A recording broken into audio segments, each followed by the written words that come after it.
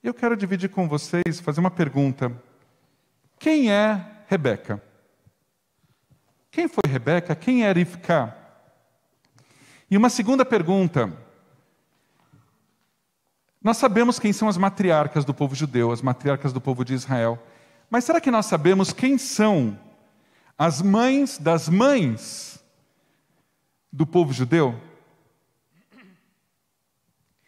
Nesse Shabat, eu quis fazer essa pergunta de quem é Rivka, inspirado na nossa Rivka, na Bel, que é Rivka em hebraico, não é isso? Ainda bem que eu acertei. Pensei que talvez tivesse confundido com outro Bat Mitzvah. Não. Então, Rivka, Rebeca e Isabel. Então, inspirado em você, Bel, que eu escrevi o comentário da Torá deste Shabat.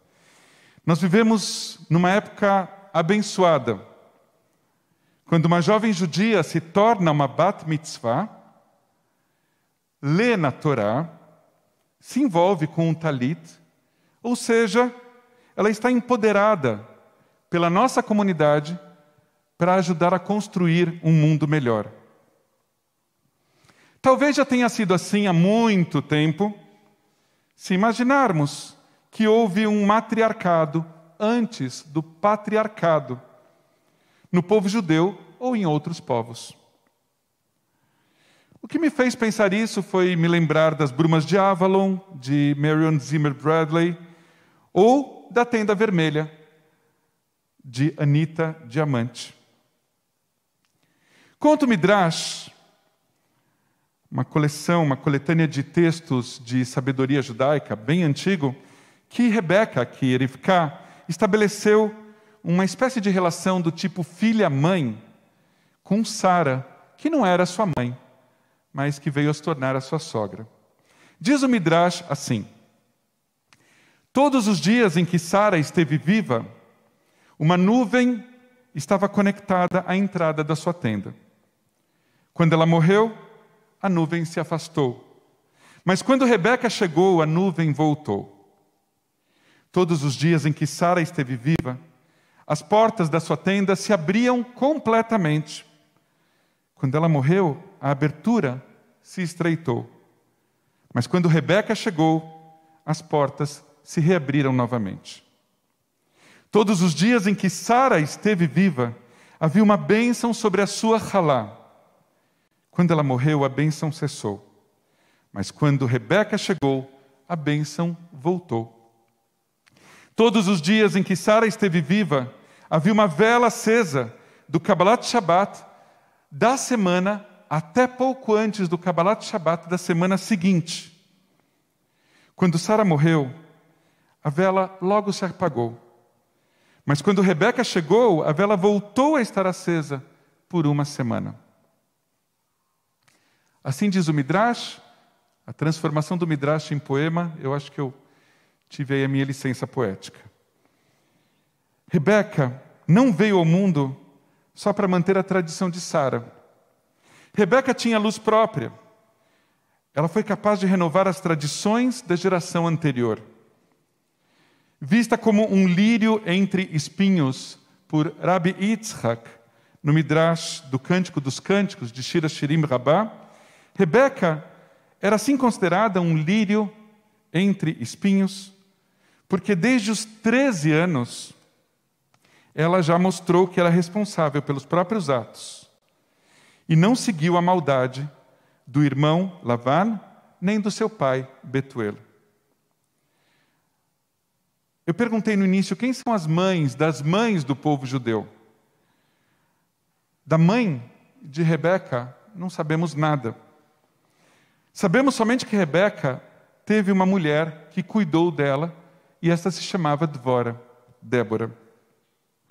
E assim, mesmo criada na família pelo pai e pelo irmão, sendo os dois trapaceiros, Rebeca se tornou a sucessora espiritual de Sara, agindo de forma completamente diferente. Conta-se que Rebeca nasceu quando Isaac estava sendo amarrado por Abrão, por seu pai, a um altar, pronto para ser sacrificado. Numa conta de chegada, os nossos sábios assumem que Rebeca tinha 14 anos quando se casou com Isaac. Eram outros tempos. Viu, Bel? Calma, eu sei que você está com 14 anos, mas leato, vamos com calma. Isaac estava com 40 anos. A decisão de sair de casa aconteceu quando ela tinha 13 anos. É possível deduzir que Rebeca já tinha capacidade de tomar decisões maduras aos 13 anos e que já era uma mulher com seus próprios princípios. Hoje em dia no Brasil, nós celebramos o Bat Mitzvah a partir do momento que uma jovem completa 12 anos.